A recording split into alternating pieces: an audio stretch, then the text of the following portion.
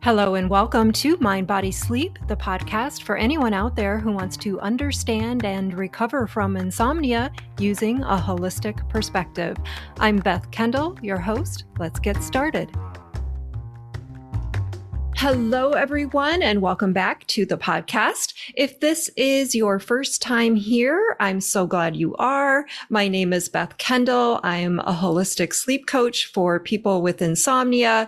Having struggled with insomnia myself for 42 years, I developed a profound interest in the mind-body connection and how our brains develop conditioned responses. And I view insomnia through this lens, understanding it as a conditioned arousal response resulting in sleeplessness rather than seeing it solely as a physical problem.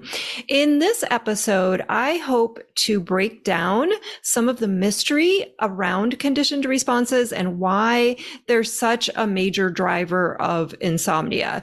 So first, I'm going to talk a little bit about the title of this podcast and where it came from. Then I'm going to talk about how conditioned responses work. And lastly, I'm going to share why insomnia isn't the death sentence you might think it is right now. Like probably many of you listening to this podcast, I found it incredibly difficult to believe that insomnia was anything other than a physical problem. The depth to which my brain seemed unable to sleep like other people led me to think that what I was dealing with had to be some sort of neurological deficiency or genetic abnormality in my own ability to sleep.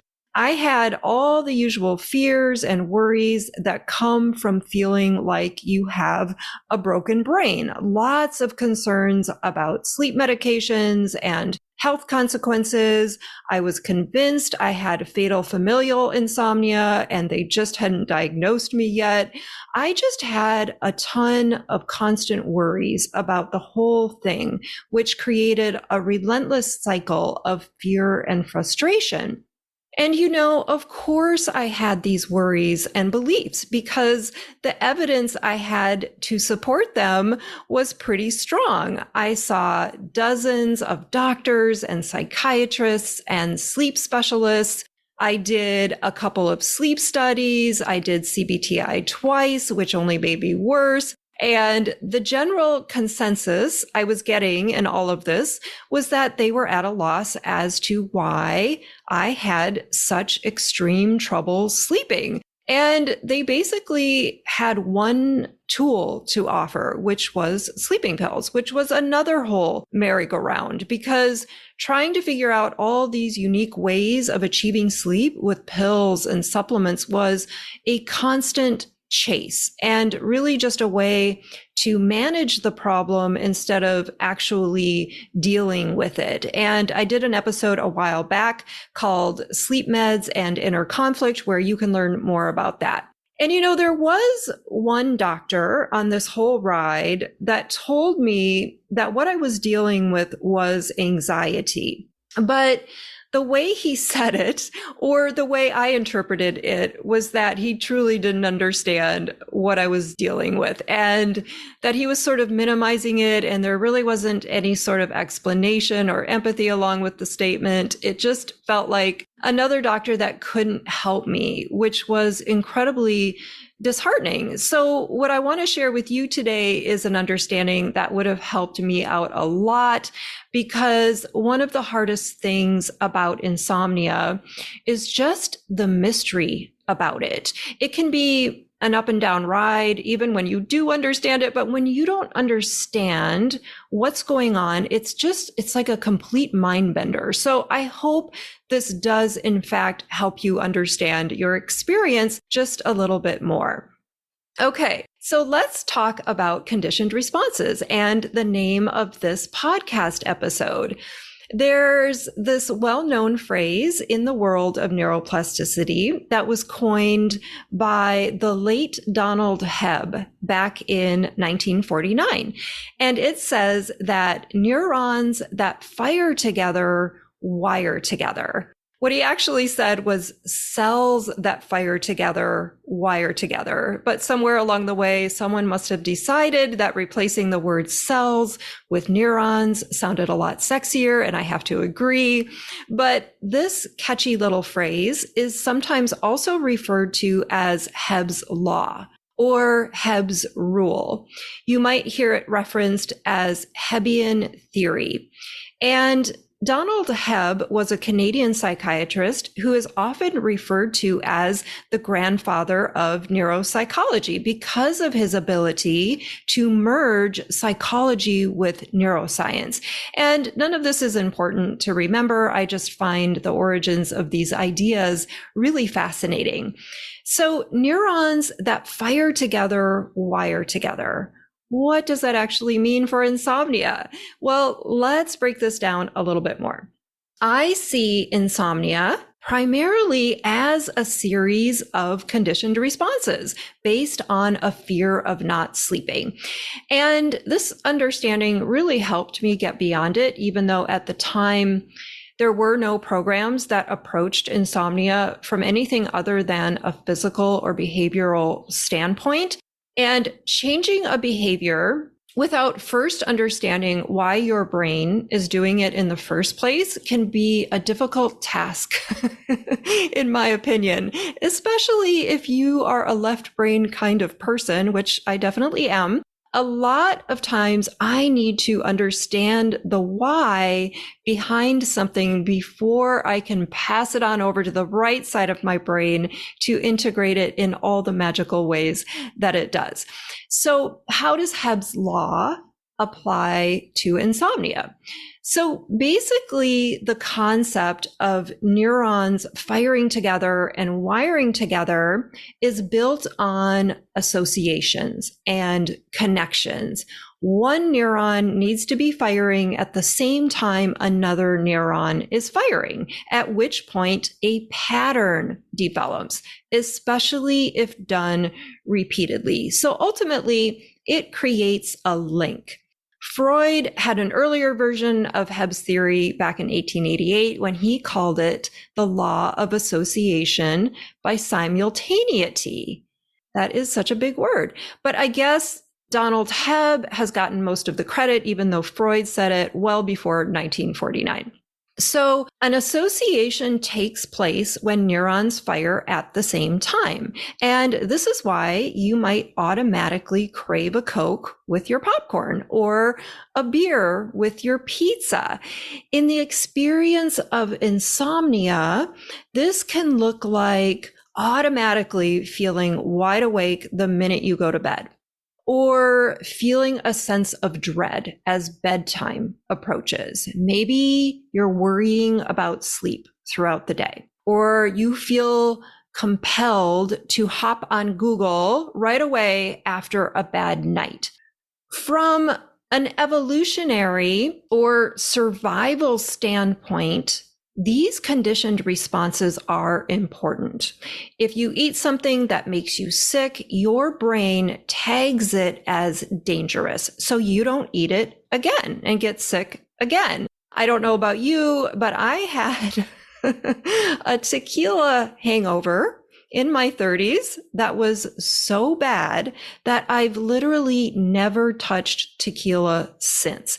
If I even smell tequila, my brain automatically pulls up that nausea imprint from my 30s, and it's just a no-go. So that was the end of my relationship with tequila.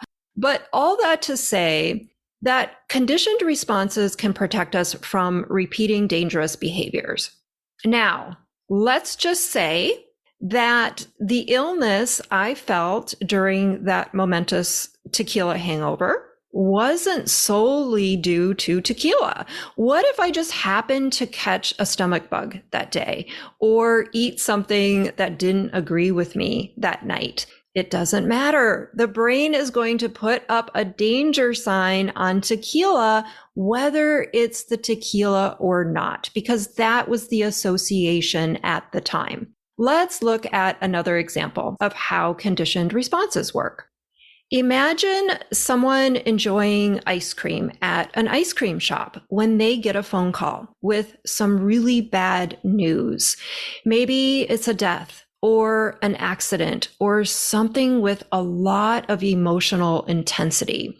And then as they move forward in life, they might suddenly notice that they're unusually sensitive to dairy, or they're bothered by fluorescent lights, but they don't know why.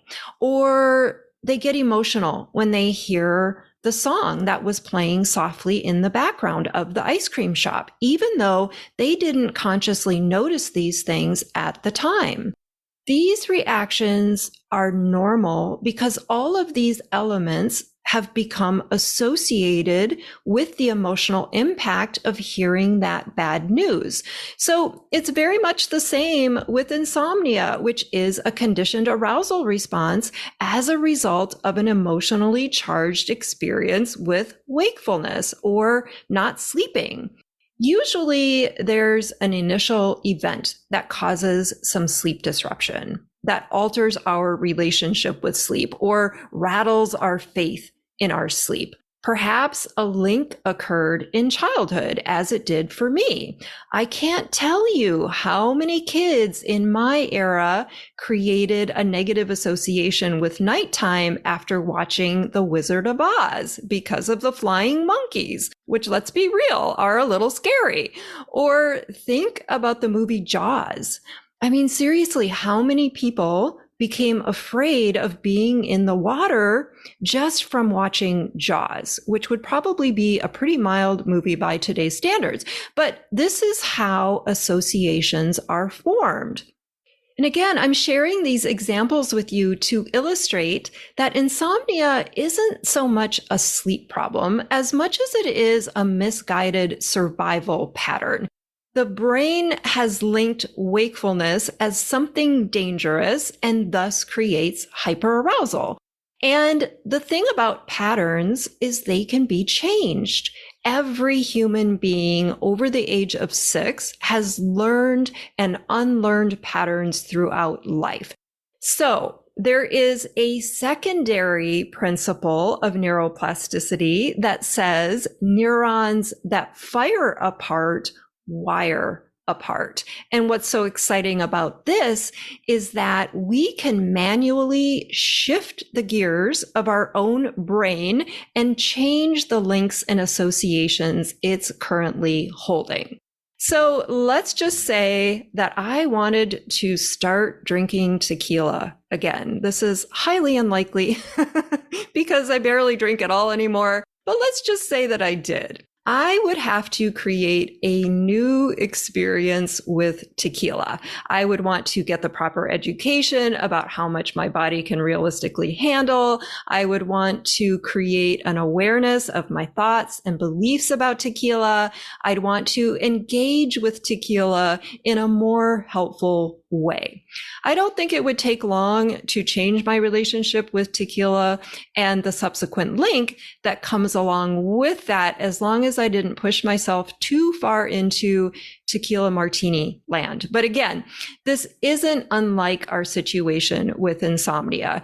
Conditioned patterns of hyperarousal can be changed by how we're in relationship with sleep, which is basically all the things I talk about in my podcast. Now, I want to leave you with one little caveat because I like to throw caveats into the end of my podcast quite a lot. But where I see people get tangled up with the wonderful principle of neuroplasticity and changing the brain is that it can become another sleep effort. And a sleep effort is anything we do with the intention of producing or protecting sleep. So the thinking goes, if I rewire my brain, then I can have sleep.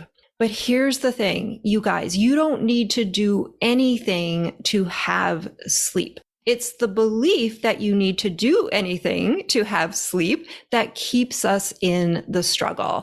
And it's from that understanding and working with that belief that the conditioned pattern known as hyperarousal starts to come down.